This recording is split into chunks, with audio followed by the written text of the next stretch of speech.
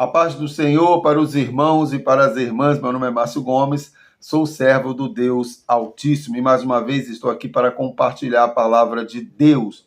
Palavra essa que salva, que cura, que liberta e que leva o homem para o céu. O texto fica aqui no livro de Ezequiel, capítulo número 5. Nós vamos falar um pouco sobre a prática do canibalismo entre o povo de Israel. Coisa terrível, né, irmãos? Né, irmãs? Alguém comer o corpo de alguém é uma coisa absurda, assim, humanamente falando, né? Os animais fazem isso porque eles são irracionais, eles agem por instinto, mas quando o ser humano chega a essa situação, é porque a coisa está insustentável, já se perdeu o controle. Aqui em Ezequiel, capítulo de número 5, a partir do versículo de número 5, as causas do cerco de Jerusalém. Assim diz o Senhor Deus, esta Jerusalém pula no meio das nações e terras que estão ao redor dela. Ela, porém, se rebelou contra os meus juízos, praticando mal, mais do que as nações e transgredindo os meus estatutos, mais do que as terras que estão ao redor dela. Porque rejeitaram os meus juízos e não andaram nos meus estatutos. Portanto, assim diz o Senhor Deus, porque sois mais rebeldes do que as nações que estão ao vosso redor, e não tendes andado nos meus estatutos, nem cumprido os meus juízos, nem procedido segundo os direitos das nações ao redor de vós. Por isso, assim diz o Senhor Deus, eis que eu mesmo estou contra ti, e executarei juízo no meio de ti, à vista das nações. Farei contigo o que nunca fiz, e o que jamais fareis, por causa de todas as suas abominações. Aí chega no versículo 10, ele vai dizer, portanto, os pais devorarão seus filhos no meio de ti, e os filhos devorarão seus pais. Executarei em ti juízo, e tudo o que restar de ti, espalharei a todos os povos. Irmão, minha irmã, para nós compreendermos aqui o contexto, nós precisamos voltar um pouquinho atrás e lembrar que a nação de Israel ela foi dividida em dois reinos, né? Reino do Norte, capital Samaria, e Reino do Sul, ali, Jerusalém, né? Jeroboão ficou com o reino do Norte, ali 10 tribos, né? E Roboão ficou ali com Benjamim e Judá, ficaram ali em Jerusalém com Roboão, filho de Salomão. Então, essas duas, as nações foi dividido em Reino do Norte e Reino do Sul. O Reino do Norte, Samaria, meu irmão, minha irmã, também sofreu com cercos e chegaram ao ponto também de praticarem ali o canibalismo, ali por volta do ano de 722 aproximadamente. Quando nós falamos de datas, irmãos, na Bíblia, essas datas sempre são aproximadas, não são exatas, tá ok? Então, por volta de 722, Samaria ela foi cercada pelos sírios ali. Foram cercadas.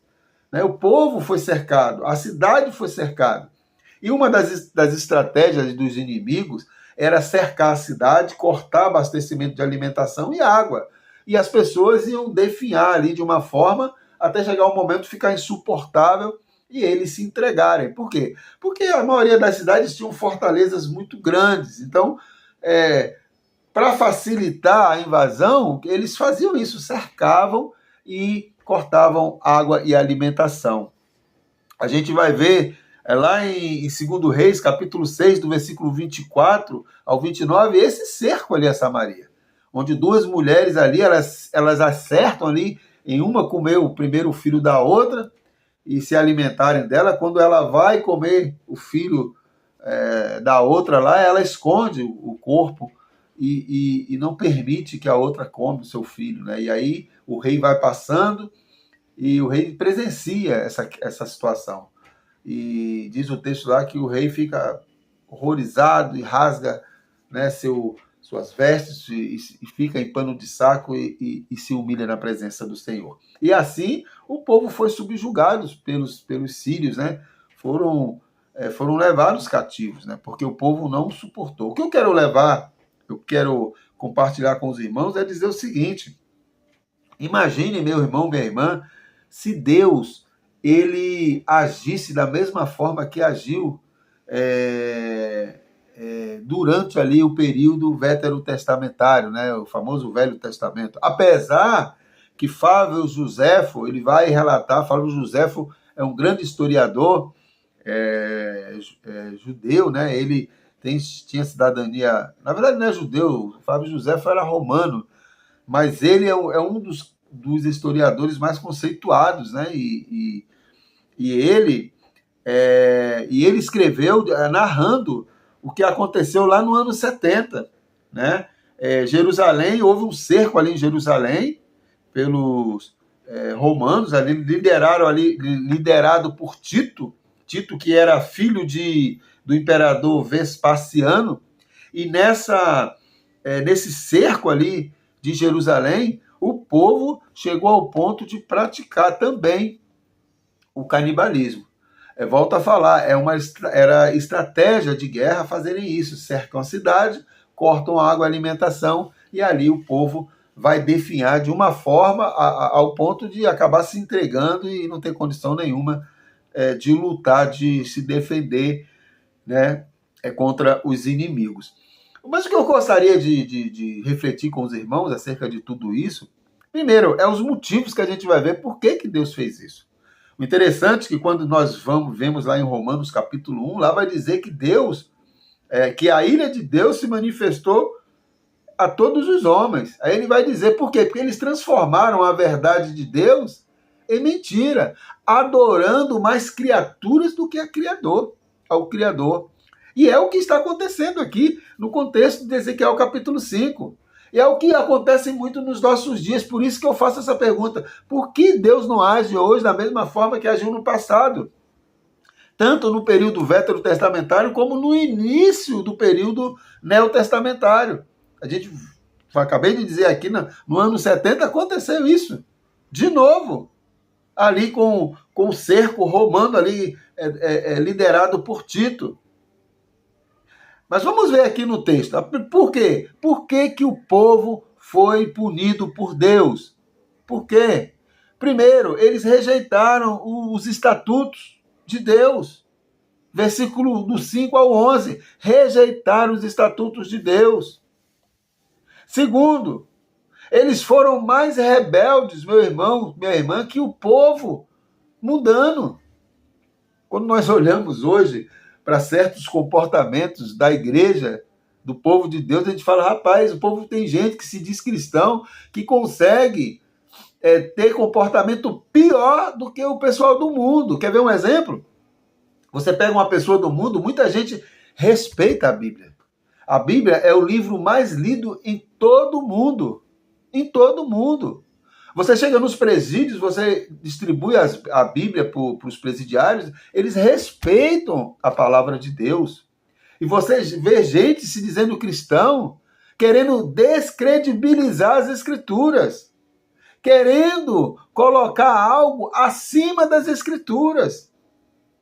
Então hoje acontecem coisas semelhantes ou até piores do que aconteceu no passado. A pergunta que eu faço novamente, por que Deus não age da mesma forma? Por que Deus não age da mesma forma? O que eles praticavam mais? Eles praticavam a idolatria, a injustiça, apesar de terem a revelação de Deus.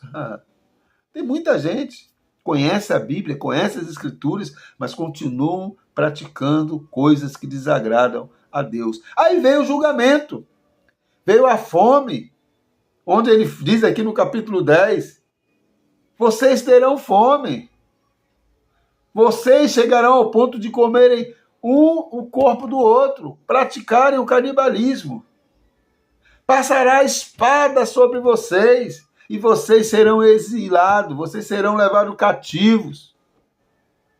Vocês se espalharão pelo mundo por conta da rebeldia, por conta do pecado. Isso aconteceu em Jerusalém, no Reino do Sul, e aconteceu também em Samaria. Por que, meu irmão, minha irmã, que Deus não age dessa mesma forma? Às vezes eu tenho a impressão que as pessoas esqueceram, na realidade, do inferno. As pessoas esqueceram da realidade do inferno. Romanos, capítulo de número 1. Romanos, capítulo de número 1, a partir do 18. Olha o que Deus diz. A ira de Deus que se revela no céu contra toda impiedade e perversão dos homens que detêm a verdade pela injustiça. Porquanto que Deus se pode conhecer é manifesto entre eles, porque Deus lhe manifestou. Porque os atributos invisíveis de Deus, assim o seu eterno poder, como também a sua própria divindade, claramente se reconhece desde o princípio do mundo, sendo percebido por meio das coisas que foram criadas. Tais homens são, por isso, indesculpáveis. Indesculpáveis.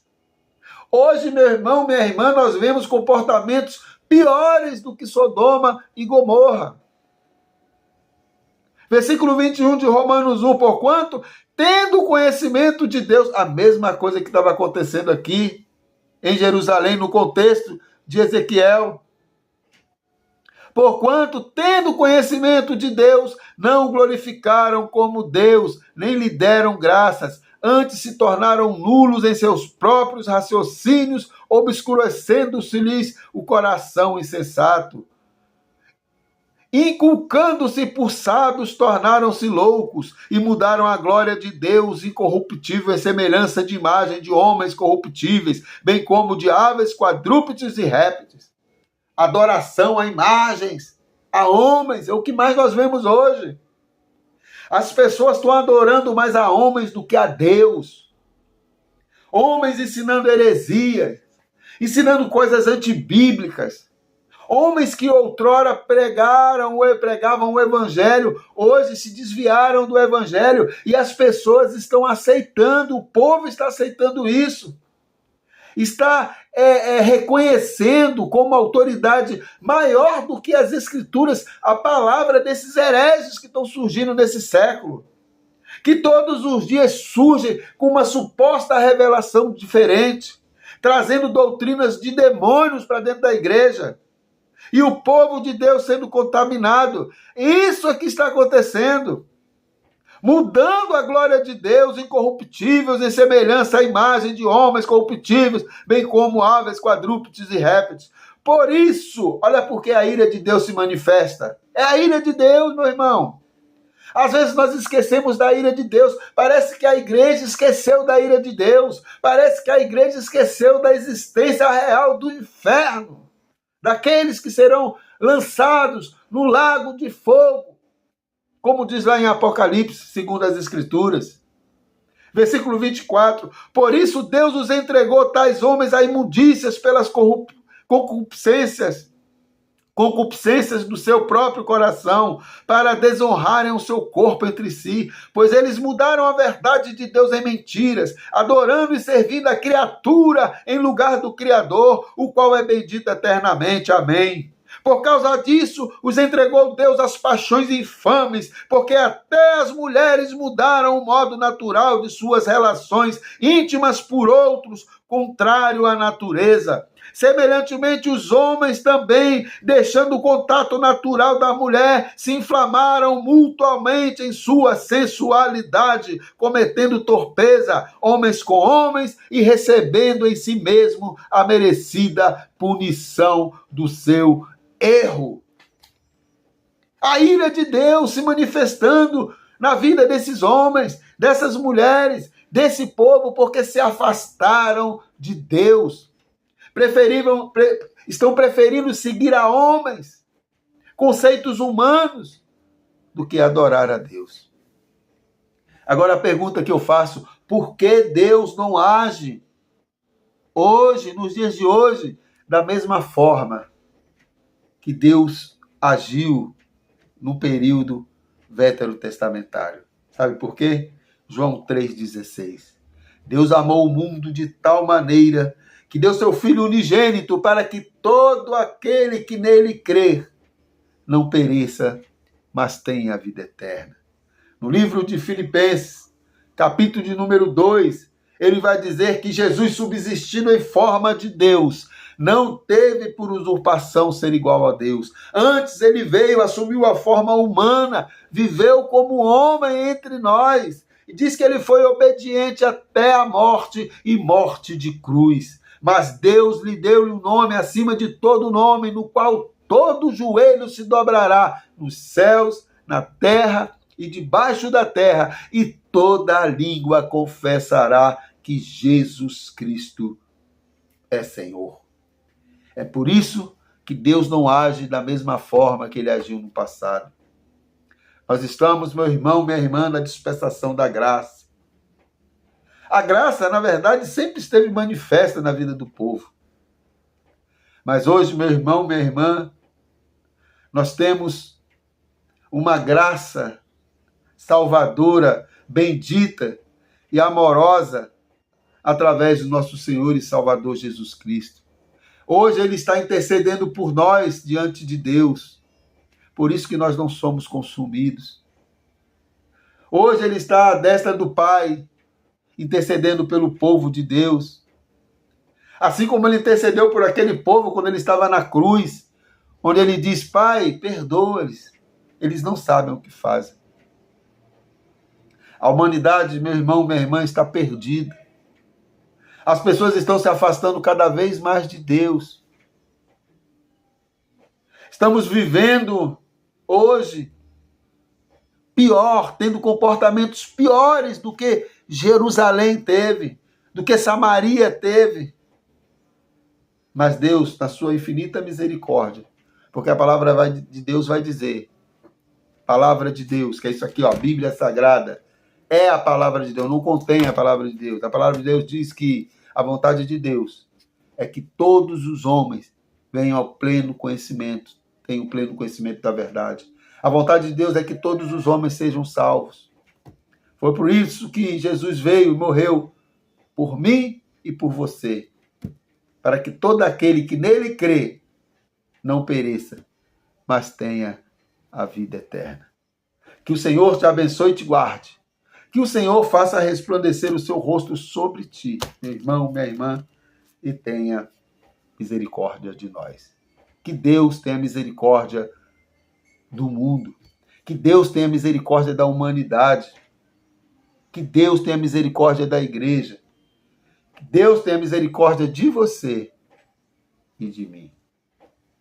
Que a graça maravilhosa do nosso Senhor Jesus Cristo, o amor de Deus Pai e as doces consolações do Espírito Santo estejam presentes na minha vida e na sua vida, nos dando este entendimento de que nós precisamos viver uma vida santa, santa, santa na presença do Senhor.